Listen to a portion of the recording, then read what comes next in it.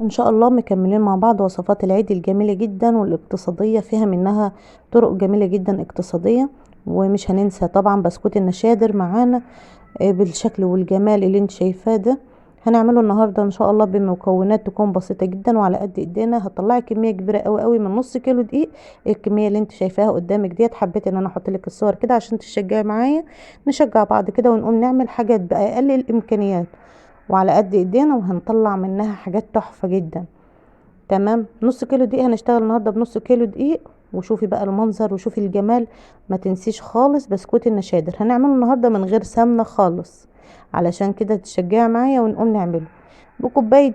بصي باقل من نص كوبايه زيت هنكون مطلعين الجمال اللي انت شايفاه ده.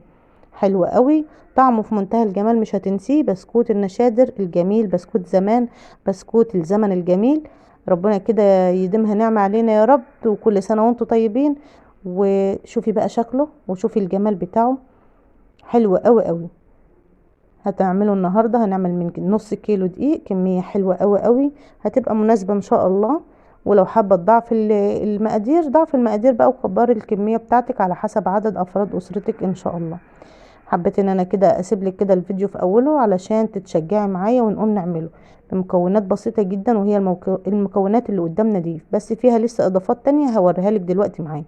معايا هنا ذرة الملح اللي متعودين عليها، الفانيليا، 3 بيضات، نص معلقة بيكنج باودر، ومعايا نص كيلو دقيق، ومعايا نص كوباية زيت الا معلقتين كبار، ومعايا كوبايه الا ربع سكر بودره. ده اللي وريتهولك في الكيس النشادر اللي متعودين عليها كده. وده اللبن هاخد منه 3 معالق. المكون اللي انا بوريهولك ده، حابه تستغنى عنه استغنى عنه، مفيش مشكله، مش هيأثر اي حاجه. ده ريحه جوز الهند. تمام، قصنص كده بتجيبيه من عند العطار، جوز الهند. هنبتدي نحضر كده بقى مكوناتنا. البيض اللي معايا بيض بلدي، بتبقى قليله شويه، حبيت ان انا اقولك حطيت الفانيليا، وحطيت غطا واحد بس من قصنص ريحه جوز الهند، وحطيت نص معلقه البيكنج باودر على الدقيق وذره الملح. جهزت المكونات بتاعتي، نبتدي نشتغل على طول. وهنا بقولك ممكن تشتغلي بالمضرب العادي خالص، وممكن تشتغلي بايدك، بس دي يعني ايام زمان لما كنا بنشتغل بايدينا كانت بتبقى مثلا كميات كبيره قوي. احنا هنا الكميات قليله فمش هينفع تشتغلي بايدك فيها، ممكن تشتغلي بالمضرب العادي. عملت ايه؟ نزلت هنا بالبيض وبدات ان انا اضرب فيه شويه، علشان بس ايه، الروايح اللي انت حطيتها كده تبتدي تندمج كلها مع بعضها. نزلت بالسكر برضو وضربت شويه، وهبتدي انزل بالزيت زي ما انتم شايفين كده القوام بيتقل معايا. وانت بتضربي كده علشان خاطر يدخل فيه كميه هواء تكون مناسبه. اللبن اللي معايا هنا دافي. هنبتدي بقى نجهز بقى ايه المكون اللي معانا، وهو النشادر، لان احنا بنعمل بسكوت نشادر. خدت 3 معالق كبار بالمعلقه المعياريه اللي احنا متعودين عليها، او بمعلقه الاكل العاديه، هم اقل من ربع كوبايه. تمام، وهتنزلي هنا بمعلقتين صغيرين من النشادر. خلي بالك هنا لازم أن تكون الكوبايه بتاعتك تكون حلوه، علشان خاطر النشادر بتفور معاكي، والكوبايه هتتملى دلوقتي قدامك زي ما انت شايفه. في اوقات بيبقى في نشادر مركونه عند العطارين، فحاولي ان انت تخلي بالك هنا. ممكن تخسري 3 معالق لبن، مش مهم، بس ما تخسريش الوصفه، لازم أن تعمليها زي ما انت شايفه كده.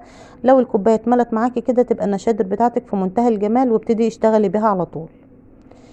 هنا زي ما انتم شايفين نزلت بقى بالكوبايه النشادر اللي احنا عملناها دلوقتي على الخليط اللي معايا، وبدات ان انا اضربه برده شويه علشان يدخل فيها كميه هواء تكون حلوه، عشان انا عايزه البسكوته تبقى، بصي كانك مش ماسكه حاجه في ايدك، تبقى خفيفه قوي. البسكوت ده جميل جدا يا جماعه، على طول يعني وانت واقفه كده بتكوني مجهزاه ومحضراه، بيتسوى على طول في دقايق منك، برده ما بياخدش وقت. بتحضريه برده في دقايق، بتكون مكوناته تكون بسيطه وسهله زي ما انتم شايفين. حاجات كلها بسيطه ان شاء الله، هتقدري ان انت توفريها وتعمليه على طول. بسكوت بجد بجد لو دقتيه كده وجربتيه مش هتنسيه. اهم حاجه هنا بقى معانا يعني، هنا بقى كل البسكوتات بتبتدي ان انت تعملي الدقيق بس منها كده بطراطيف صوابعك، لا هنا عادي خالص مفيش مشكله، بس برضو ما تزوديش فيها العجن. مجرد ان هي بتختفي معاكي كده خلاص، مقاديرنا مظبوطه ومكوناتنا مظبوطه، ان شاء الله تطلع معاكي بسكوته في منتهى الجمال. هنا البسكوته بتاعتنا بتمط زي الاستيك. تمام، احنا متعودين البسكوت كله بيقطم كده، يعني مجرد ان انت بتقطعيه بايدك بيتقطع على طول، لا ده هتيجي تقطعيه بايدك هيتقطع وكل حاجه، بس بتمط معاكي. ده بسكوت النشادر اللي متعودين عليه على طول. عملت ايه؟ خليت بقى معايا مقص وبدات ان انا اشتغل بالمكنه، واقص كده بالمقص زي ما انتوا شايفين. هنا ممكن تمطي البسكوته شويه تطول معاكي عشان تبقى رفيعه او سمكها رفيع او ما تعلاش معاكي. لا انا منزلاها بنفس ما بتنزل من المكنه بالظبط. عملت الكميه اللي انتوا شفتوها ديت من النص كيلو. التسويه بقى بتاعتها بتتسوى على الرف الوسطاني، سويت فرن البوتاجاز لانه متاح ان شاء الله عندنا كلنا. حطيتها كده على الرف الوسطاني. كنت مسخنه اول ما بدات اشتغل في البسكوت، سخنت الفرن زي ما احنا متعودين على طول، وبدات ان انا تولعي الفرن بتاعك عادي خالص وتسيبيه يسخن معاكي. تهدي النار بقى شويه كده، تخليها وسط، وتبتدي تدخلي الصاج بتاعك. تسويته بياخد منك تلت ساعه في الفرن، وممكن اقل ممكن اكتر على حسب ارتفاع النار عندك بتبقى عامله ازاي، لان احنا عارفين البوتاجازات كلها متغيره عن بعضها. يعني ممكن بوتاجاز تبقى ناره بتعلى، ممكن في بوتاجاز ناره بتوطى تبقى هاديه جدا. فتكوني مخليه بالك وحذره. البسكوت بياخد نار هاديه علشان ما يتلهفش معاكي ويبقى شكله في منتهى الجمال ويبقى من جوه مش طري. زي ما انتم شايفين الشكل كده والجمال قدامنا اهو. من نص كيلو دقيق طلعت الكميه الحلوه ديت. لو هنا في حدود التلت ساعه لو ما خدش معاكي لون من فوق، ممكن تولعي الشوايه من يعني، وتخلي بالك لانه بياخد لون بطريقه صعبه. يعني ممكن في ثانيه تضيع منك كل حاجه. هنا بقى ايه، دي كميه النص كيلو طلعت معايا كده. طبعا اللي في الطبق ده اللي هو القلوب انا ما عملتهاش معاكم، دي حته العجينه اللي بتفضل في المكنه. احنا متعودين على طول ان المكنه بيفضل فيها حته عجينه، بتشكليها بقى الشكل اللي انت عاجبك. هنا كنت بتعمليها سمك رفيع، لان البسكوت ده من النوع اللي بيتنفخ بيقب كده زي ما انتم شايفين حجمه قدام منكم. في منتهى الجمال، البسكوته مقرمشه حلوه قوي قوي، والبسكوته وانت ماسكاها كده كانك ماسكه هوا، مش ماسكه اي حاجه. زي ما انتم شايفين حبيت ان انا اوريها لكم. والبسكوته دايبه جميله في منتهى الجمال، لونها حلو قوي قوي، واخده اللون المظبوط من فوق ومن تحت. زي ما قلت لك هي تلت ساعه بالظبط في الفرن كانت اللون بتاعها في منتهى الجمال. هنا بقى ولعت الشوايه حاجه بسيطه، وتبقي قاعده قدام منها فاتحه الباب كده، باب البوتاجاز. بتاخدي بالك، باب الفرن البوتاجاز بتاخدي بالك على طول، لان بتاخد معاكي لون بسرعه قوي، ما بتاخدش دقايق وبتاخد اللون الجميل اللي انتم شايفينه ده.